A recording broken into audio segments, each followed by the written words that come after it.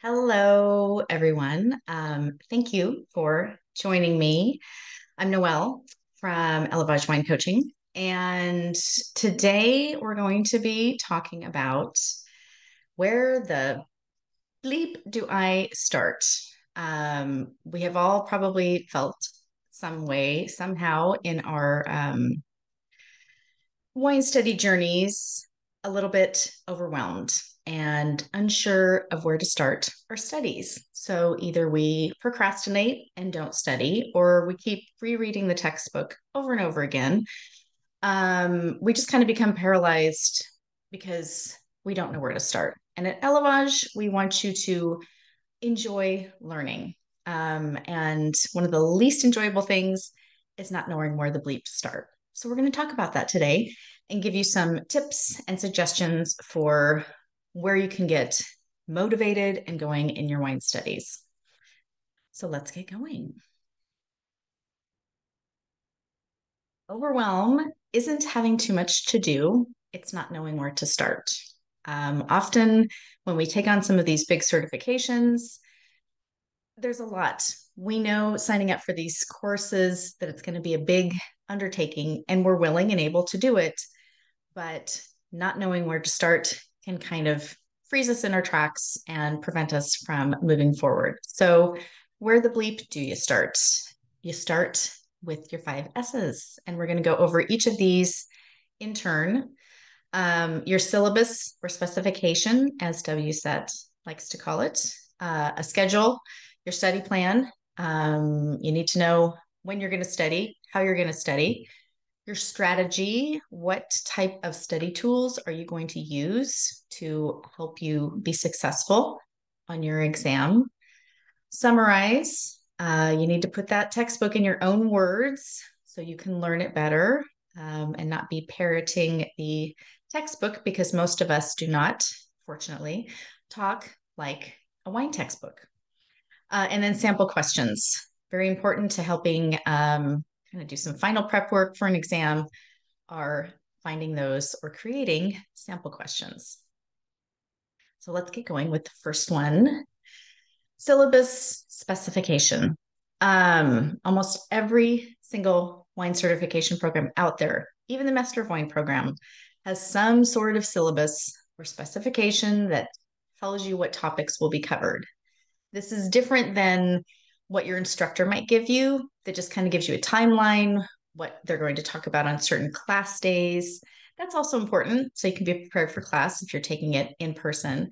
But the syllabus or specification comes from the certifying body. So Wine Scholar Guild or WSET or Certified Specialist of Wine will have this. And often it comes right after we register for a course, or maybe it's handed out to us the first day and then it gets lost in the shuffle. We delete it from our inbox or we throw it away. Don't do that. Find it, print it out. If you're a younger generation without a printer, go to the library and print it out. Keep it handy because this is what you will use to create your other S's. This is kind of your recipe to succeed on your exam. And you need to know, what am I going to be tested on? What does this certification expect from me so I can succeed? So, a good syllabus, and unfortunately, not all of them are good, should let students know what's required of them succeed in the course. Wine Scholar Guild, I have to give them a shout out. I hope they're still doing this. They used to send a very thorough introductory few-page syllabus talking about what's in each of their French Wine Scholar, Italian Wine Scholar textbooks, and also giving you a weighting as to which of these regions and which of these sections are you going to be tested on more heavily. Tuscany would have higher weighting than Liguria. And that was really helpful for kind of creating the rest of your S's, at least for Wine Scholar Guild, because they would put it into really easy to understand terms. Here's what's expected of you. Here's what you need to know to succeed. So let's look at, and I apologize for the teeny tiny print on this. This is from wsetglobal.com. And this is an example of their WSET level 3 specification. And if you're not familiar with WSET, they are quite thorough. They break it into learning outcomes, your assessment criteria, which is essentially what you're going to be tested on. They're very upfront about this. Um, Breaks it into different ranges and different topics. So, for example, the slide on the left talks about your learning outcome one, breaking it into natural factors, so Mother Nature, and then human factors in the vineyard. And you need to know you're going to be assessed on essentially something. Let me just pick one. The key human factors in the vineyard. And I'm going to need to be successful, explain in detail how these factors influence style, quality, and price. And if I go down to range two, which talks about the human factors, and I'm looking at managing hazards because I'm oddly obsessed with hazards, what does, I would need to talk about frost. I would need to explain in detail how does frost influence style, quality, and price of wine. Same with hail. But the point is using these, printing them out, again, not ignoring them, and then we're going to use these to create the rest of your study tools. But if you don't know what you're being tested on, it's very difficult to kind of get going with your studies. So find out where your syllabus is, find out what your specification is. And then now that we know what we're going to study, we need to know when we're going to study it. And a schedule is super important here.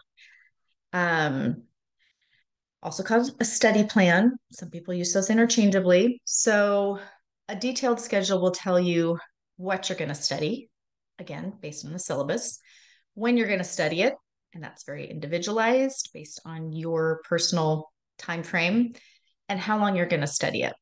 So that's what an ideal schedule should tell you. You can write it out. You can have a calendar. I usually use one of the word calendars and just write out what I'm going to be doing each week, certain things I'm going to focus on. Schedule is not intuitive. So if you struggle with putting one together, don't worry about it. It's not something that comes naturally for a lot of people, but it is individualized. So if you are taking a class with a buddy and they're like, oh, I put together a study plan, use mine. Not work for you because we all have different strengths and weaknesses. We all have different times of day that we'd rather study. So your study schedule really should be tailored to you. It will give you a roadmap of where you're going from today until your exam and what you need to do to get there successfully. And your study buddy might be taking a different route than you are. You're going to the same destination, but they might be, taking a left and maybe you should be taking a right. So the point is it's individualized. Make your own study schedule and study plan. And a lot of people don't do this because they're like, well, what if I fall behind? What if I change my mind? You know what? You can.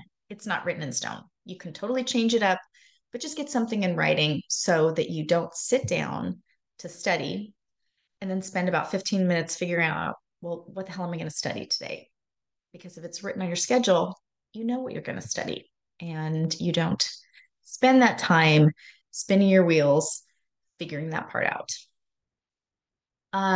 Some things to factor in when you're putting together a study schedule, your strengths and weaknesses. What are you good at and where do you need work? And you definitely need to focus more and carve out more time for the things that you're weak on.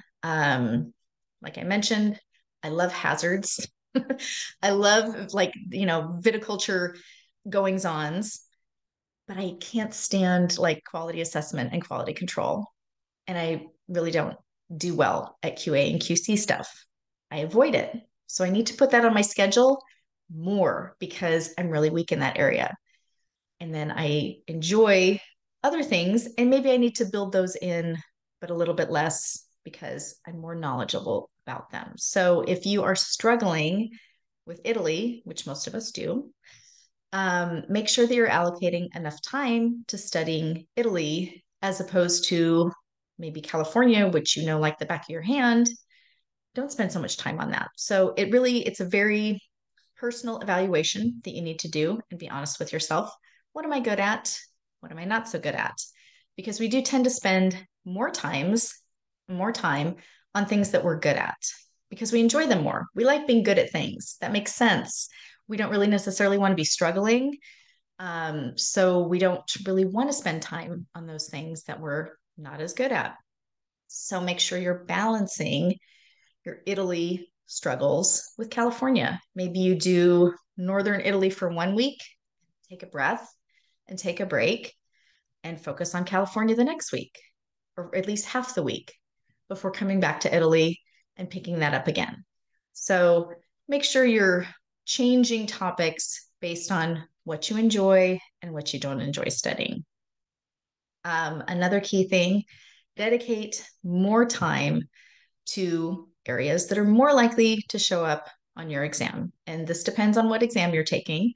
But for most exams, if you're doing a global overview of the wine world, something like France is going to show up more often than I love my Washington State, but that rarely has showed up on any wine exam that I've ever had. So I'm going to dedicate a lot more time to learning Burgundy than I am Washington State because Washington's not as likely as France or Burgundy to show up on my exam. So it's also evaluating that type of thing. And bottom line, probably most important, be realistic when you're putting together your study schedule. Think about how many hours can I dedicate a week realistically. Don't overestimate what you can do because then you're only going to fall behind. And if you're like me, then you become a little deflated and hard on yourself. And you're like, ugh, I can't do this. Be realistic. How many quality hours can I dedicate to studying? And when during the day am I most sharp and able to focus? And then block time off. Block days off that you're traveling. If you don't travel, or you study when you travel, block some of your weekends off and build in time to your study schedule for when you're going to review stuff. Don't be studying new material up until exam day. You need to build in some cushion for review time. And I know that's a lot coming at you about a study schedule. I am a huge, obviously, proponent of these. At Elevage, we put together customized study plans for students. If this part is overwhelming for you, please reach out to us and we can help you with that. And we also do accountability check-ins to make sure that you're kind of adhering to your study schedule because you did it for a reason and you want to stick to it as much as you can, but always knowing, hey, I can change this if I want to. So now you've got your study schedule that is put together based on your syllabus. Now, what strategies are you going to use to learn? And this means things like your beloved flashcards, which we probably all have used at some point, outlines. I love my outlines, Excel charts, mind maps, lots of different strategies that you can use to kind of absorb that material.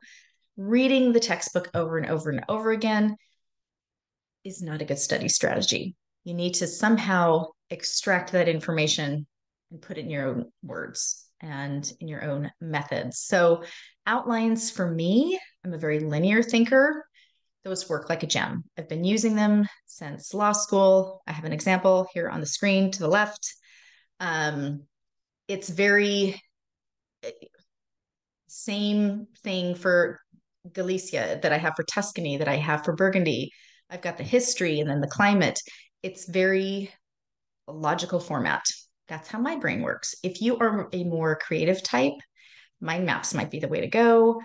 Because there's really no rule for mind maps. It is ideally on a single page, and it is one topic. I think of it as like a tree where your main topic is your trunk. And then you've got branches that are kind of subtopics. And then maybe you have smaller branches or leaves, which have kind of the more detail. But you have ideally, when you've finished writing about your topic, a one-page shot of this topic that's creative and written in a way that makes sense to you. So mind maps are a great tool if your brain is not like this linear lawyer brain like mine is. Consider the format of your exam. Are you going to be doing multiple choice questions? If that's the case, flashcards, which we're going to talk about in a second, are a great tool to use. They're a great strategy. If you're going to be writing short answers or essays, flashcards are a little bit more limited, and maybe you should consider doing outlines or mind maps that will help link those concepts together and help you connect those dots so that when you do need to write your longer form answers, you've got those tools in your brain to do that. And you're not just remembering facts and figures that you've memorized. Using various strategies is key. The more ways that you have the information coming at you, the more likely that you will retain this information and be able to give it on your exam. So it's not a monogamous relationship with your study strategy. You can play around a bit. So let's talk about flashcards. Every single wine student that I've ever known has at some point used flashcards.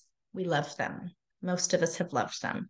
I still use them a little bit in my NW studies for memorizing like RS levels or ABV levels in certain wine styles because I'm needing to remember certain facts and figures. And that's a great way of learning that is using these flashcards. However, if your exam is essay or short answer, like we said, these flashcards are a little bit more limiting because you're not going to be asked on your exam to just regurgitate information. So you don't need to throw away your flashcards if you've been collecting them over the years, but think about repurposing them as you go up in levels in your wine certifications. So hypothetically, let's say you have a flashcard that you used for a prior level, subzones of Ria Spicious. And you can recall those 5 really easily. If you're in like the diploma program, WSET diploma, you're going to need to go beyond those 5, naming those 5. So rather than just naming those 5, maybe repurpose it and ask it in a different way that you might see on a diploma exam. And that would be going beyond the what and asking the why or the how. So kind of a deeper dive. Hypothetically, that might look like explain how the growing environment of each subzone, and you know the 5, influences the style of Albarino produced.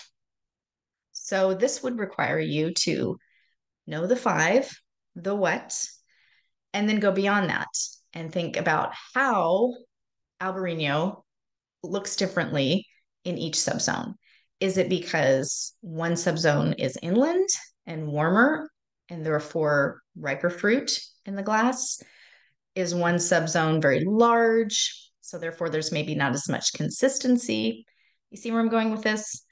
So you don't need to ditch your flashcards, but just think about going beyond just flipping them over and memorizing facts and figures. Ask yourself some of those harder to, memorize type of questions that are more focused on the why and the how. And doing this will help you gain a fuller understanding of the topic and a better chance of success on your exam. And again, I know coming up with these study tools is challenging. It's not intuitive.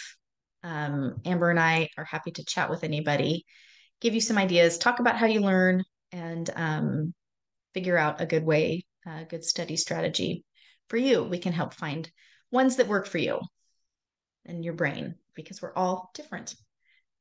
Summarize. This goes hand in hand with strategy.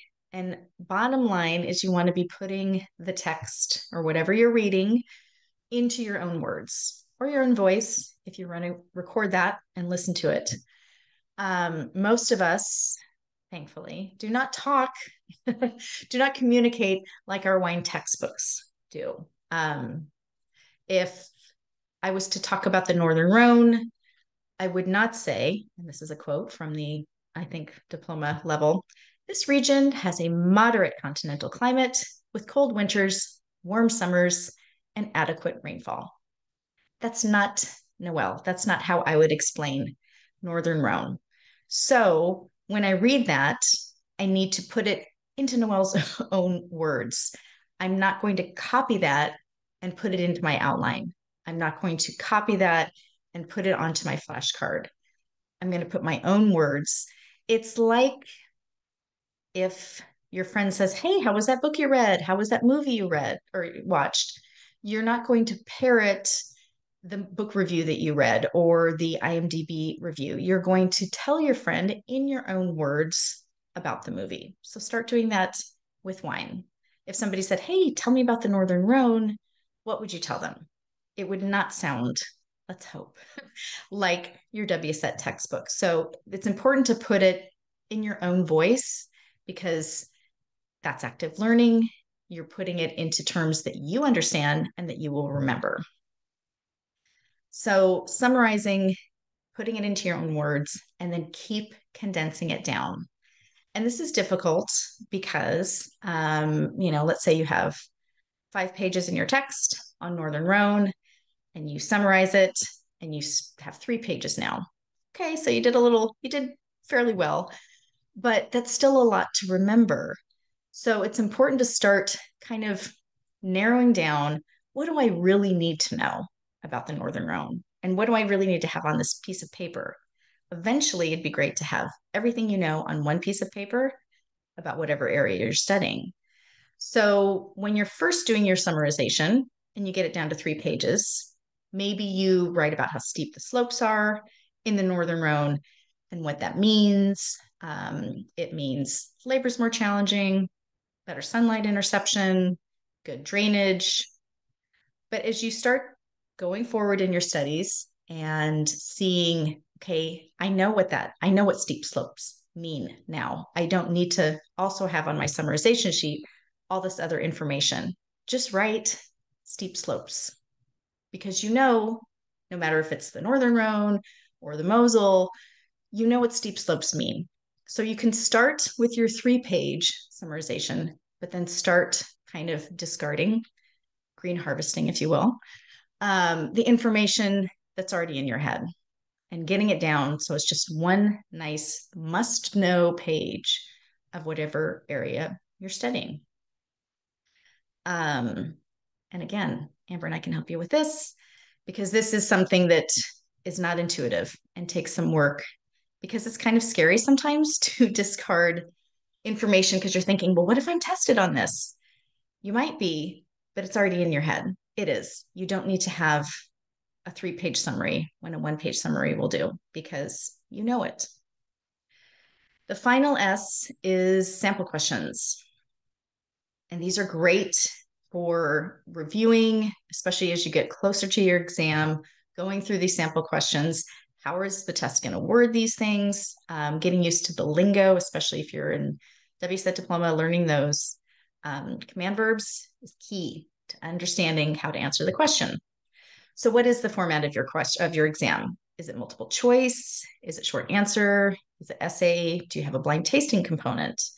All things to consider when you're looking to either find or make up your own sample questions. So you can find a ton, and I'm sure you have.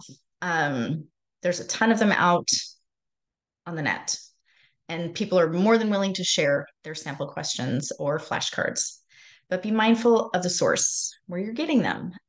Maybe it's somebody who took the exam 10 years ago and it's since been updated.